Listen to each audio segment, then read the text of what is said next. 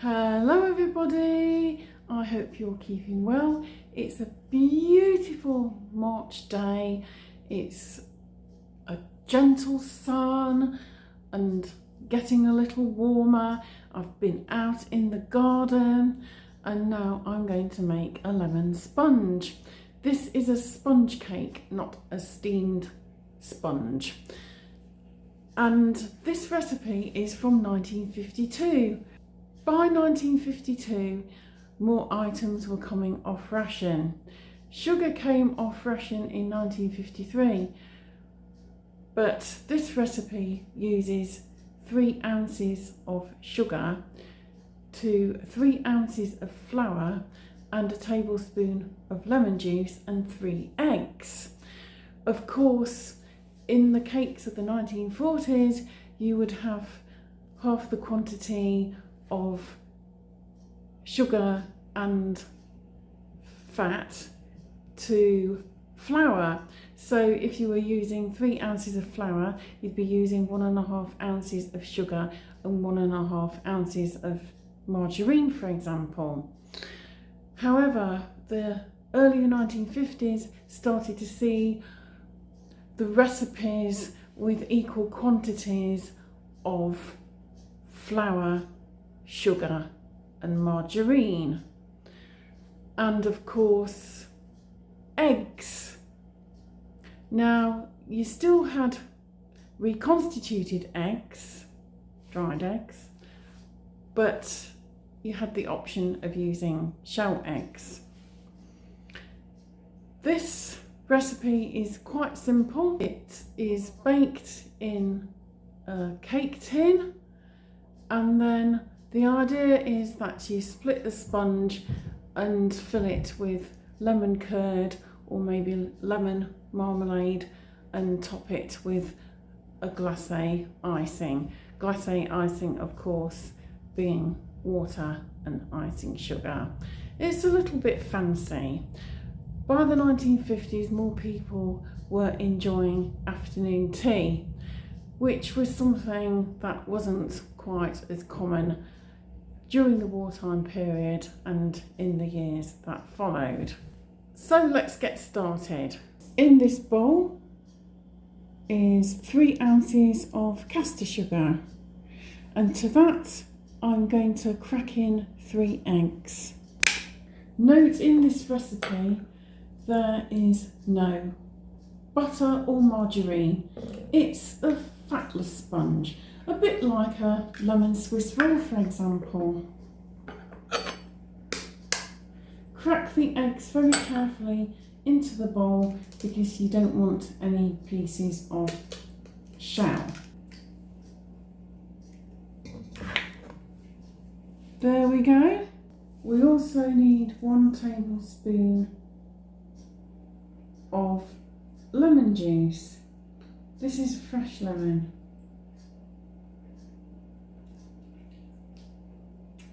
I'll let a little bit more drip over because I've only got a dessert spoon here. There we go. In the 1950s, whisked sponges became very popular.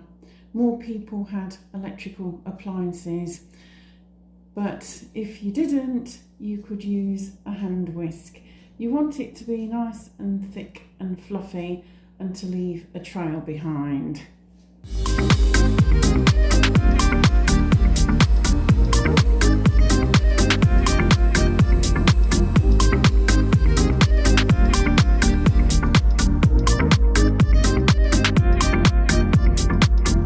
Perfect. As you can see, it has a lot of air bubbles in, and it's at least doubled in volume, if not more, probably tripled in volume, and it's nice and thick and creamy and aerated. The thing to do now is to sift the flour and baking powder into the bowl. This needs to be folded in, not beaten, otherwise you won't have a nice light airy sponge. Now you can use self-raising flour, but if you haven't got any, you can add 3 ounces of plain flour with 3/4 of a teaspoon of baking powder, and this flour has been brought to room temperature for 30 minutes before we're using it.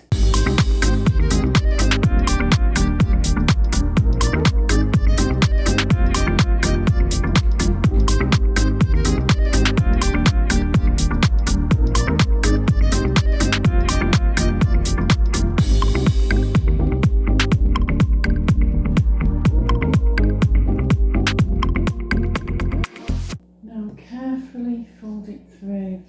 I tend to do it in a figure of 8. I find it's a very gentle way of folding the mixture in, and it helps to keep the sponge nice and light and airy.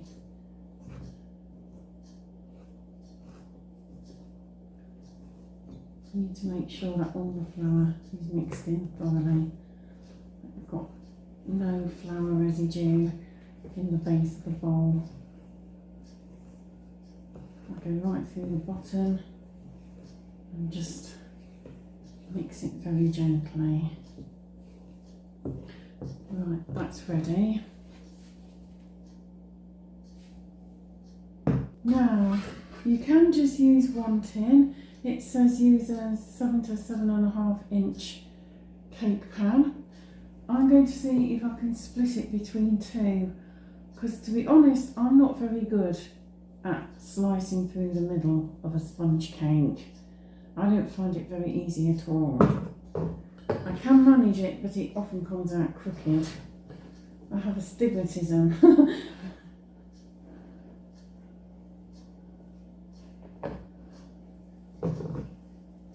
I think there'll be plenty. It's a lovely light airy sponge. It feels amazing.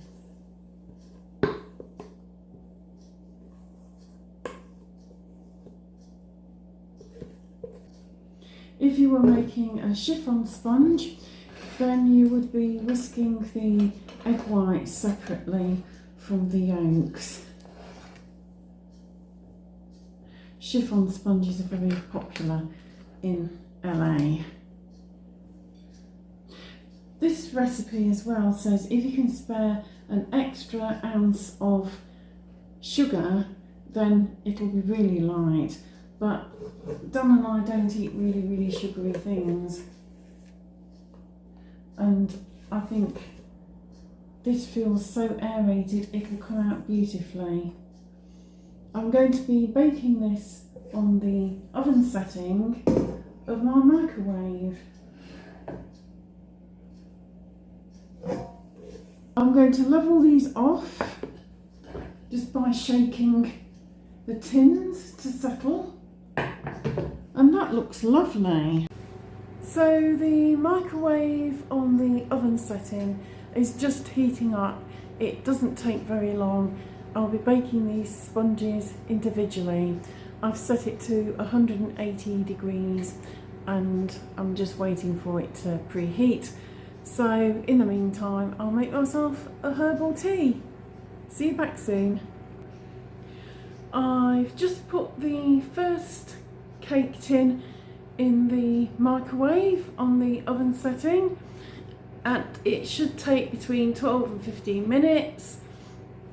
I find that oven is a little gentle, so I've put it in for 15 minutes, and then I'll do the same with the other. The first of the 2 sponges is ready to come out of the tin.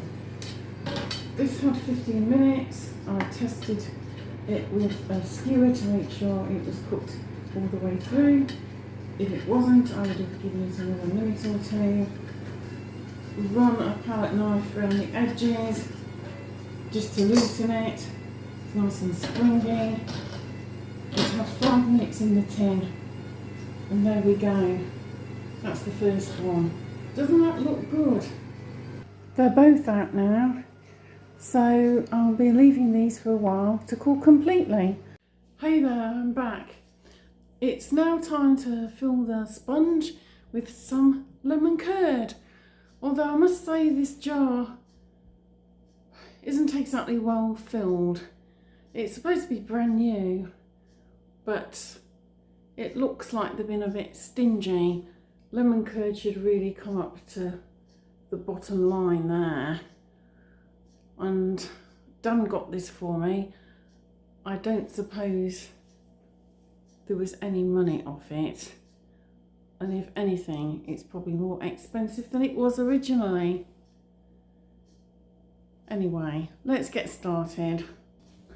I have this rather attractive cake plate, and I'll just get the bottom layer on there.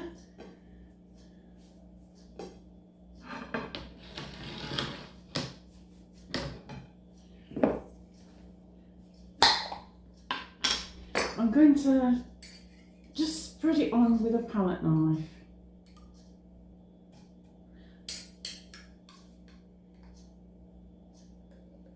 This is quite jellified. It's not as nice as my friend Lorraine's lemon curd, but it'll do.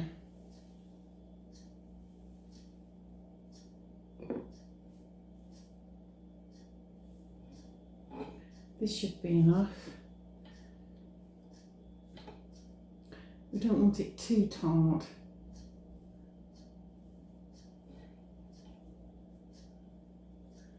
We want just enough along with the sweetness. I'm not doing it right to the edges because it could spill over.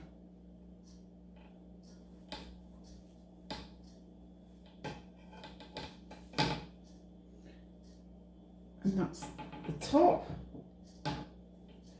That looks rather good. Now, if you were short of time or didn't want to put any icing on the top, you could probably just sprinkle it with a bit of icing sugar. I'm going to make a little bit of glacé icing. I don't tend to have the icing very thick. The recipe says 6 ounces or 175 grams of icing sugar sifted with enough lemon juice to make into a thick paste. I like my glacé icing a little bit thinner. I'm not going to use all lemon either. I'm going to use a drop of water just to take that sharp lemon edge off. I'm just going to eyeball some icing sugar into this bowl. That should be enough actually.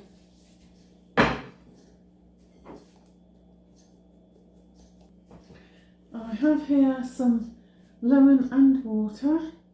I'm just going to add it very gradually.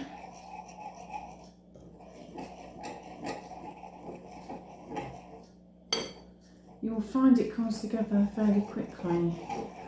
I don't want it to be too runny. It's going to set in the fridge though.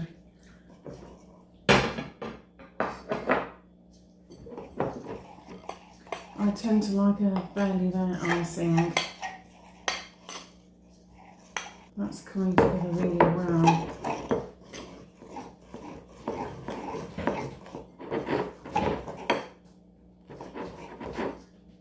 Just going to have a slight drop more. That should be enough. There we go, that's perfect.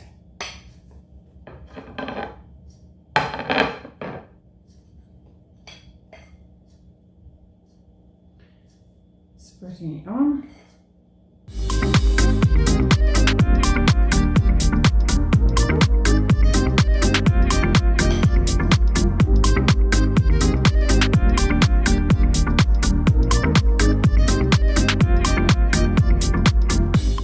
I'm using this palette knife dipped in water.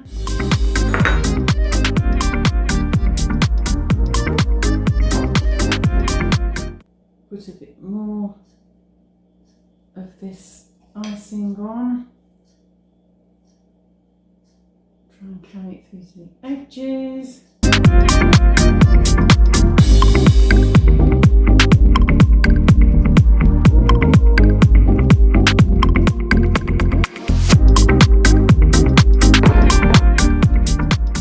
the knife in and bring it right to the edges.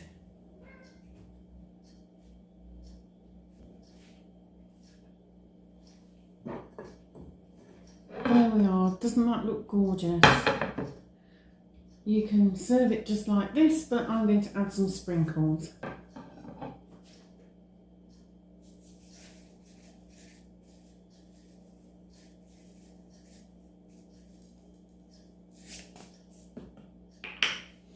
So there we are, a delicious lemon cake. And I'm just going to get the cake dough, put it over the cake and then set it aside in the fridge until later.